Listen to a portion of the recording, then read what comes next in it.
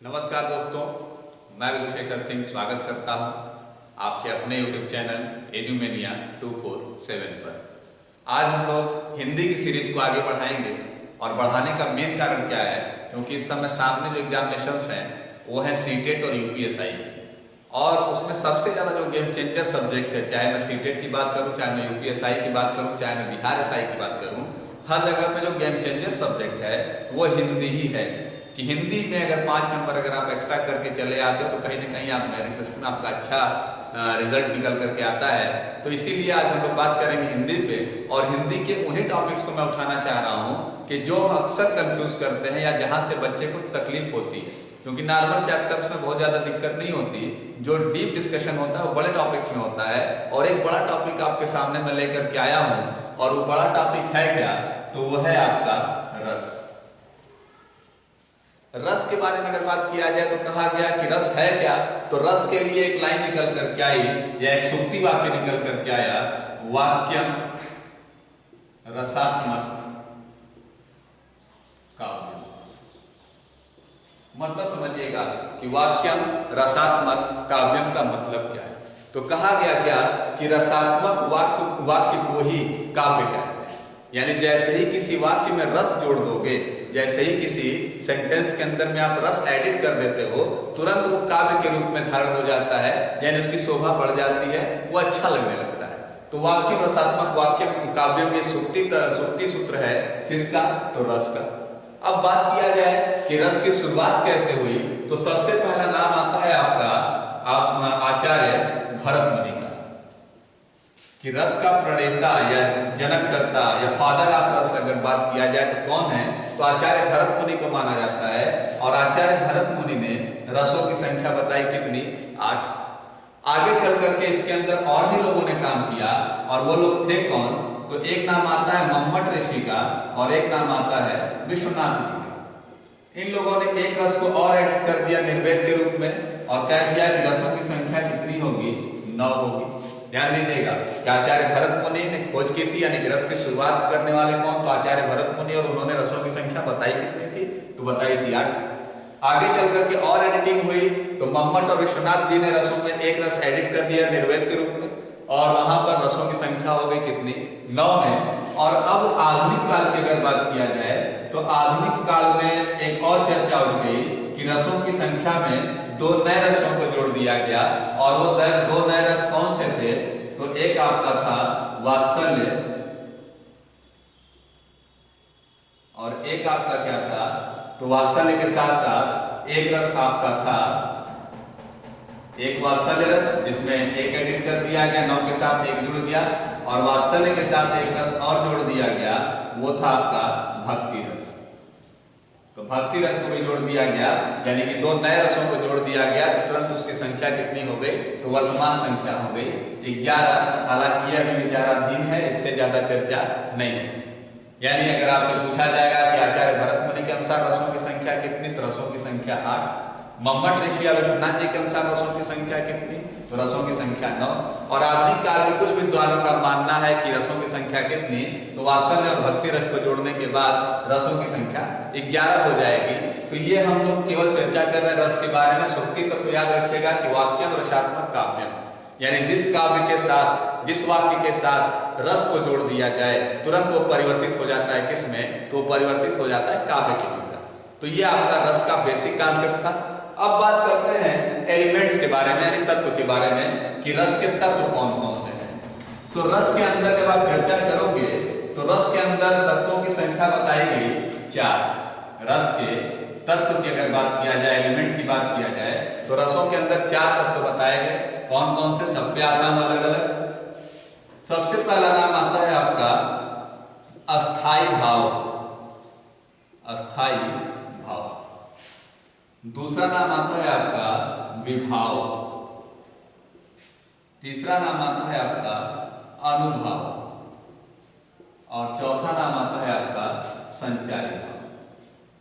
यानी अगर आपसे कहीं कहीं प्रश्न उठता है कि रस के कितने तत्व होते हैं, तो रस के हमेशा 4 तत्व। कौन कौन से, तो अस्थाई भाव, विभाव, अनुभव, संचारी भाव। अब ये दिमाग में रखिएगा कि अस्थाई भाव होता क्या है। तो कहा गया कि जिसकी वजह से रस का निर्माण हुआ, यानी अगर मेरे अंदर कोई दुख होगा तो इसका सीधा सा मतलब है कि मेरे अंदर दुख है तो मेरा स्थायी भाव क्या है, दुख है, तो कौन सा आएगा आपका, तो करुण रस निकल करके आएगा। यानी जैसे ही मेरा स्थायी भाव शोक होगा तो तुरंत करुण रस निकल करके आएगा। जैसे ही मेरा स्थायी भाव श्रृंगार होगा, रति होगा, तुरंत आपका श्रृंगार रस निकल करके आएगा। यानी सीधे हम कहते हैं क्या स्थायी भाव को गिनना जरूरी है, जितने रस होंगे उतने स्थायी भाव होंगे।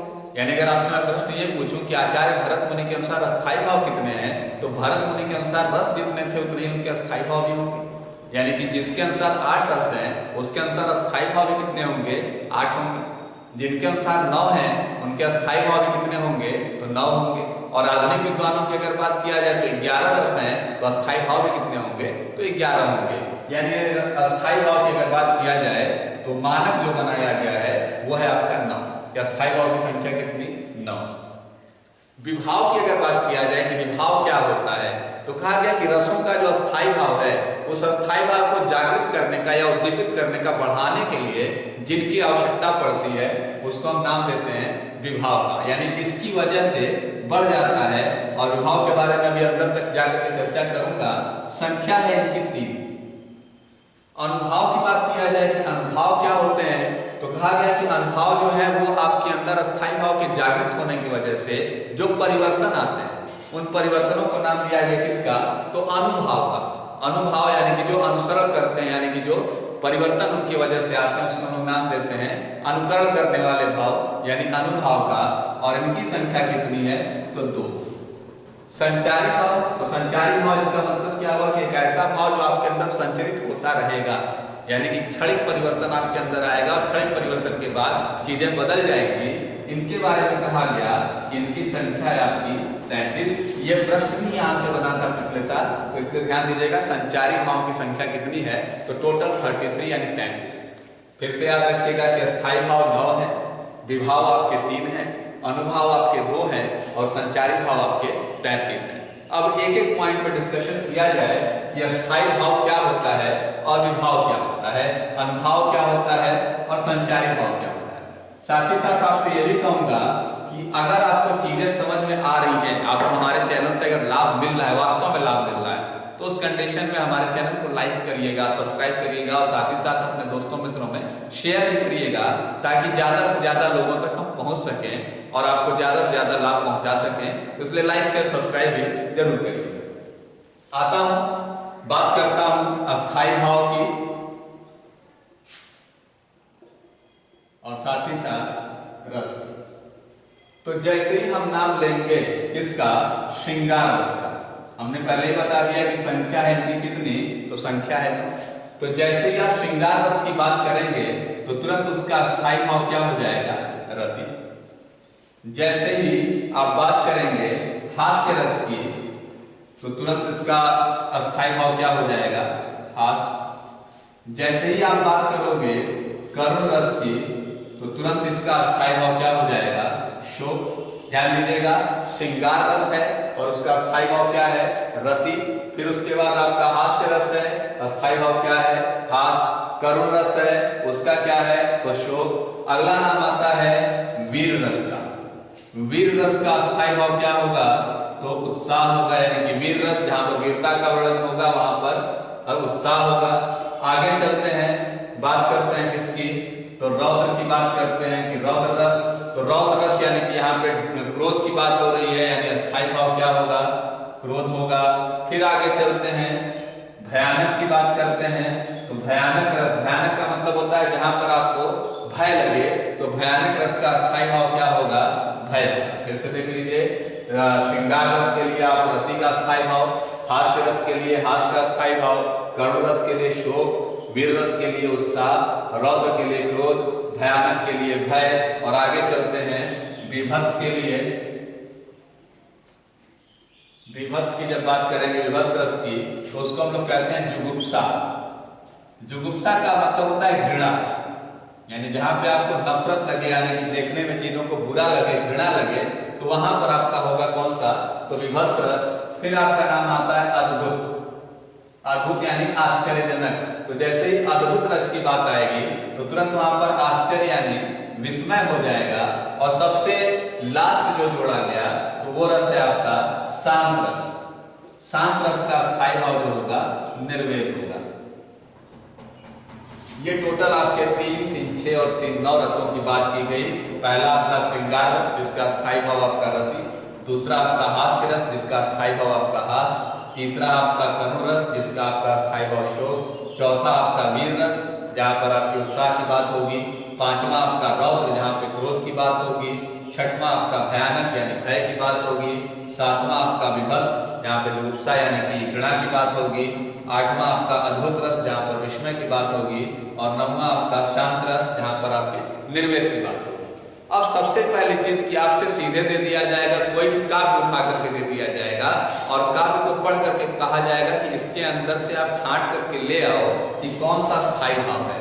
तो काव्य को पढ़ करके जब तक आप अर्थ नहीं पकड़ पाओगे तब तक आप उसके बारे में डिस्कशन नहीं कर पाओगे। तो इसलिए इसके साथ साथ प्रैक्टिस भी जरूरी है कि आप साथ साथ काव्यों के बारे में चर्चा करें। तो ये आपके रस हो गए, रसों के अंदर यूज होने वाले, प्रयोग होने वाले अस्थायी भाव हो गए। आगे चलता हूं, दूसरे तत्व की चर्चा होगी और दूसरा तत्व है क्या? तो दूसरा तत्व है विभाव। दूसरा तत्व है विभाव। विभाव को मैंने एक लाइन में बोल दिया कि ऐसे तत्व जो रस को क्या कर दें, उद्दीप्त कर दें। उद्दीप्त का मतलब होता है बढ़ाना, भाव को उद्दीप्त कर दें, बढ़ा दें या भाव को जागृत कर दें, इनको हम नाम देते हैं विभाव। अब किन किन चीजों की वजह से हो सकता है या क्या क्या हो सकता है उसके अंदर, तो हमने बताया कि ये 3 भाग में होंगे। विभाव जो है आपके 3 पार्ट में होंगे। पहला नाम दिया गया आलंबन, दूसरा नाम दिया गया आलंबन, उसके बाद आपका उद्दीपन और तीसरा नाम आपका आश्रय। आलंबन, उद्दीपन और आश्रय, ये 3 चीजें पूछी जाती हैं कि फला काव्य के अंदर या फला लाइन के अंदर आलंबन क्या है, उद्दीपन क्या है या आश्रय क्या है। तो ये दिमाग में रखिएगा कि आलंबन कहा गया किसको, तो कहा गया कि जिसके कारण भाव जागृत हो, जिसके कारण भाव जागृत होगा उसको हम नाम देते हैं आलंबन का। आश्रय के बारे में क्या कहते हैं, तो जिसके अंदर भाव जागृत हो उसको हम नाम देते हैं आश्रय का। और कहा गया जिसे देखकर या सोचकर भाव जागृत हो उसको हम नाम देते हैं उद्दीपन। ध्यान दीजिएगा कि आलंबन यानी जिसके कारण भाव जागृत हो, यानी जिसके बारे में सोच करके आप हंस रहे हो, जिसके बारे में सोच करके आप रो रहे हो, वो है आपका आलंबन। और आप रो रहे हो इसका मतलब कि आपके हृदय में भाव आ रहा होगा तभी आप हंस रहे हो या रो रहे हो, इसका मतलब है आप है आपका आश्रय। उसके किसी कपड़े को देख करके उसकी याद आ गई, उसकी गाड़ी को देख करके उसकी याद आ गई, या उसकी किसी घटना को सोच करके याद आ गई, तो वो घटना क्या है, वो गाड़ी क्या है, वो कपड़ा क्या है, वो हो जाएगा आपका उद्दीपन। ध्यान दीजिएगा, जैसे मैं एक लाइन बोलूं, काव्य में नहीं, मैं गद्य में एक लाइन बोल रहा हूं कि सीता के वस्त्राभूषण को देख करके राम रोने लगे। इसका मतलब क्या, सीता कौन है, आलंबन है, क्योंकि सीता के बारे में चर्चा हो रही है। कौन रोने लगा, तो राम रोने लगे, यानी कि आश्रय कौन है, जिसके हृदय में भाव उत्पन्न हुआ, तो आश्रय है आपके श्री राम। और क्या देख करके, तो वस्त्र और आभूषण देख करके राम रोने लगे, यानी उद्दीपक का काम उस समय किसने किया, तो आलंबन, उद्दीपक और आश्रय, ये 3 नाम निकल करके आ गए विभाव में। फिर से रिवाइज कर रहा हूं कि विभाव का मतलब है कि भाव को उद्दीप्त या जागृत करने वाला। कितने पार्ट में होगा, तो आलंबन, उद्दीपक और आश्रय। आलंबन क्या है, तो जिसके कारण भाव जागृत हो। उद्दीपक क्या है, जिसको देखकर या सोच करके भाव जागृत होगा, जिसकी वजह से वो भाव बढ़ जाएगा आपके हृदय में। आश्रय कौन है, तो जिसके हृदय में वो भाव उत्पन्न हो रहे हैं वो आपका आश्रय होगा। तो उम्मीद करता हूं कि विभाव समझ में आ गया होगा। आगे चलता हूं, नाम आता है आपका अनुभाव का, कि अनुभाव क्या है। तो अनुभाव को कहा गया कि भावों का अनुकरण करने वाला, यानी अगर आपके हृदय में भाव अगर आते हैं तो उसकी वजह से आप उसको रिप्रेजेंट करने के लिए आपके अंदर शारीरिक या मानसिक परिवर्तन आते हैं, और उसी शारीरिक और मानसिक परिवर्तन को हम नाम देते हैं किसका? अनुभव का। ध्यान दीजिएगा, एक लाइन में डिफाइन कर रहा हूं कि भावों को व्यक्त करने के लिए, भावों को व्यक्त करने के लिए शारीरिक या मानसिक परिवर्तन, इसी को हम नाम देते हैं अनुभव का। यानी अनुभव शब्द अगर आपसे पूछा जाए तो कहा गया कि भावों का अनुसरण करते हुए या भावों को व्यक्त करने के लिए जो परिवर्तन आएगा उसको हम नाम देते हैं अनुभव का। अब अनुभव को मैंने बताया कि दो भाग में होंगे। कौन कौन से दो भाग होंगे?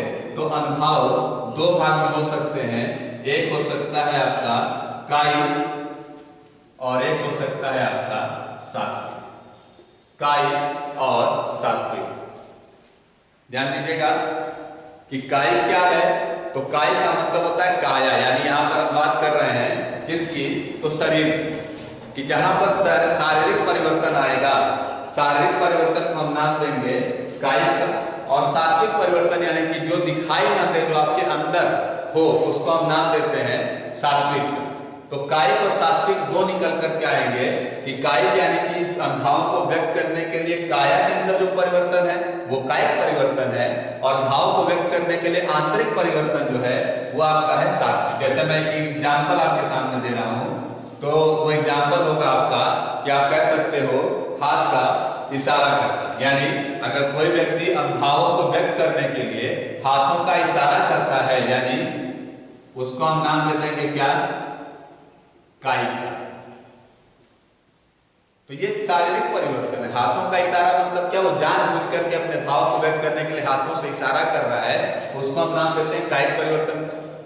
सात्विक शब्द जब निकल करके आएगा कि सात्विक क्या है, तो सात्विक का मतलब है कि जो उसके अंदर है, जैसे एकाएक किसी भाव की वजह से उसके आंख से आंसू निकलने लगे, ये जानबूझ करके नहीं किया जा रहा, यानी कि ये अंदर से किसी बात को उसने सोचा होगा तभी उसको रुलाई आई होगी तो ये आंसू हो गया।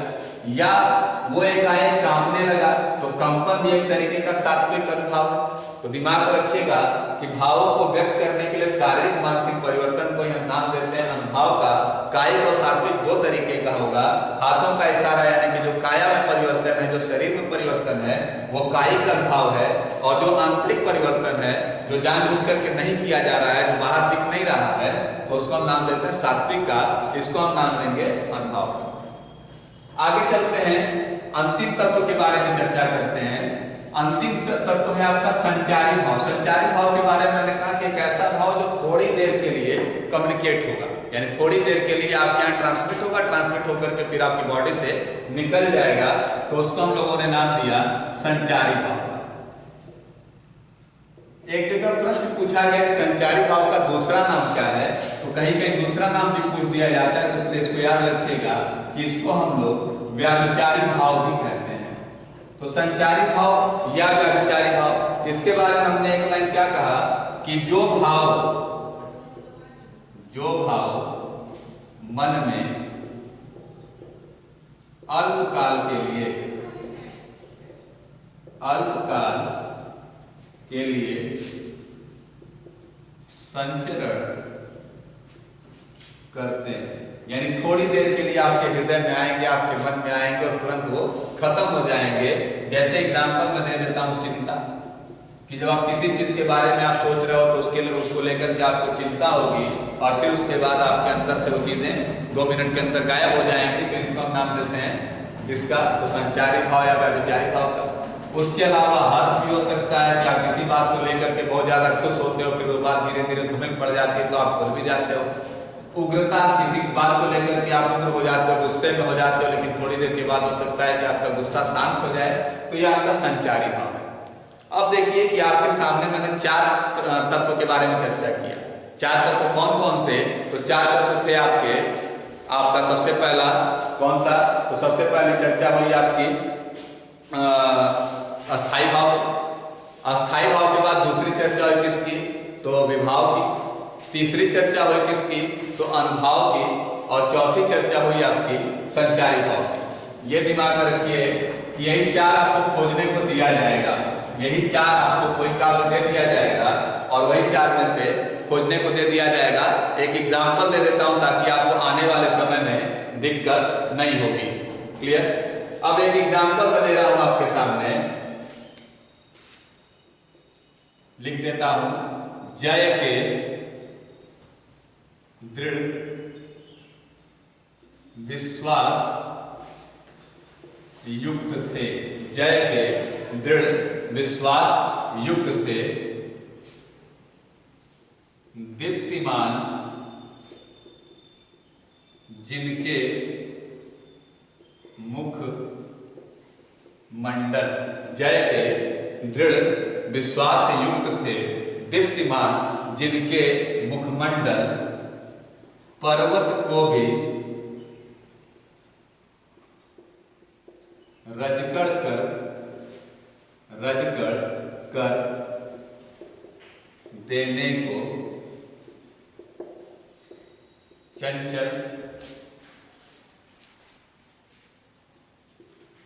फड़क रहे थे अति प्रचंड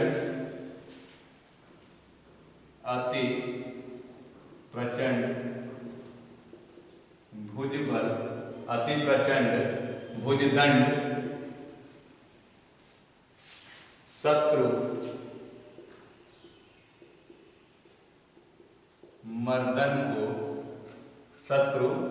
मर्दन को विह्वल। और चौथी लाइन है, गांव गांव से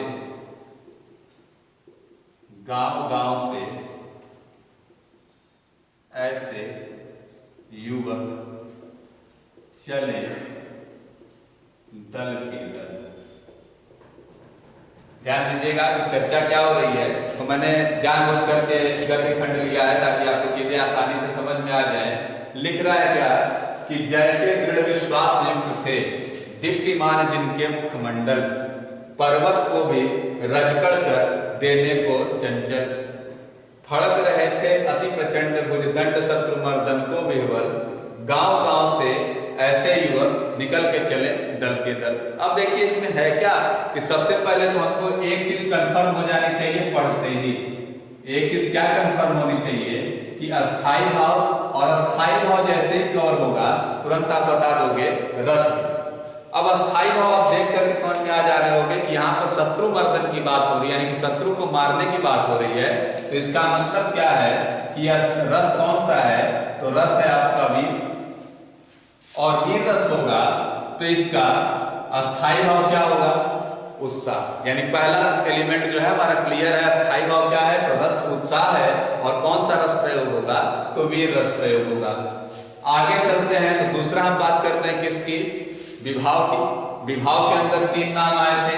पहला नाम आया था आपका आश्रय, दूसरा नाम आया था आपका उद्दीपक, और तीसरा नाम आया था आपका आलंबन। आश्रय, उद्दीपक और आलंबन। क्लियर है? अब आलंबन का मतलब क्या? तो हमने कहा जिसकी वजह से भाव इकट्ठ आ रहा है, यानी कि जिसकी वजह से ये चीजें आपके दिमाग में आ रही हैं। तो ये युवक जो हैं ये आश्रय हैं, क्योंकि इनके हृदय में बात आ रही है। किसके वजह से आ रही है? तो शत्रु मर्दन करने के लिए निकले, यानी कि आलंबन कौन है? किसके बारे में सोच रहे हैं कि पर्वत को भी रजकड़ कर देंगे? तो वह है शत्रु, यानी आलंबन कौन है? तो शत्रु। उद्दीपक कौन है? तो किन चीजों को देख करके उनके अंदर ये चीजें आ रही हैं, तो उद्दीपक आपका हो जाएगा उनका उत्साह, उनका क्रोध, ये सारी चीजें उनकी उद्दीपक हो जाएंगी। आगे जब आप चलोगे तो इसी तरीके से पूछा जाएगा आपका अनुभव भी कि क्या क्या परिवर्तन आ रहे हैं। तो परिवर्तन थोड़ा सा देखा जाए तो परिवर्तन दिखाई दे रहा है कि इनका मुखमंडल जो है वो चमक रहा है, यानी ये आपका परिवर्तन है। उसके अलावा उनका भुजदंड जो है, यानी कि उनकी बाहें जो है वो फड़क रही है, ये भी एक परिवर्तन है। तो ये सारे परिवर्तन आ जाएंगे किसमें? तो ये परिवर्तन आपके हो जाएंगे संचारी भाव में। तो इसी तरीके से आपको कोई भी उठा लेना है, कोई भी काव्य उठा लेना है और उठा करके उसको पहले समझने की कोशिश करनी है कि पहले अर्थ पढ़ना है कि जय के दृढ़ विश्वास युक्त थे, यानी विजय के प्रति। जय शब्द का मतलब क्या है? जीत के प्रति दृढ़ विश्वास युक्त थे, कि एकदम विश्वास से भरे हुए थे। दीप्तिमान जिनके मुखमंडल, उनके मुखमंडल क्या थे, चमक रहे थे। पर्वत को भी रजकड़ कर देने को चंचल, यानी वो जो थे वो तैयार थे कि अगर पर्वत भी उनके सामने आ जाए तो उसको धूल रजकड़ कर देंगे, धूल बना देंगे उसकी। फड़क रहे थे अति प्रचंड भुजदंड शत्रु मर्दन को विवर, यानी उनकी भुजाएं जो थी, शक्तिशाली भुजाएं जो थी, वो आपकी शत्रु को भी तोड़ देने के लिए तैयार थी। गांव-गांव से निकल कर चले युवक दल के दल, यानी ऐसे युवक जो है वो गांव-गांव से निकल करके जा रहे थे। जब तक आप इसका अर्थ नहीं समझोगे तब तक आप समझ नहीं पाओगे कि इसका स्थायी भाव क्या है, या उसके आगे की चर्चा की रस कौन सा इसके अंदर प्रयोग किया गया, या आश्रय उद्दीपक और आलंबन आप नहीं पकड़ पाओगे। तो प्रयास ये करना है कि ज्यादा से ज्यादा खंड के बारे में उठाया जाए, उनको पढ़ा जाए और खुद से प्रयास किया जाए कि आलंबन, आश्रय, उद्दीपक, अस्थायी भाव, रस, अनुभाव, विभाव, संचारी भाव सबके बारे में एक बार पढ़ा जाए। तो उम्मीद करता हूं कि आपको समझ में आ गया होगा रस के बारे में। अगर किसी को कोई दिक्कत आती है तो कमेंट बॉक्स में आकर के आप जरूर लिखिएगा उसके बारे में। हमारा वीडियो आपको कैसा लगा ये भी आप कमेंट में बताइएगा। ज्यादा से ज्यादा लाइक करिए, सब्सक्राइब करिए और शेयर करिए। आपका साथ हमारे साथ हमेशा बना हुआ है और यही साथ बनाने के लिए आपका हृदय से धन्यवाद।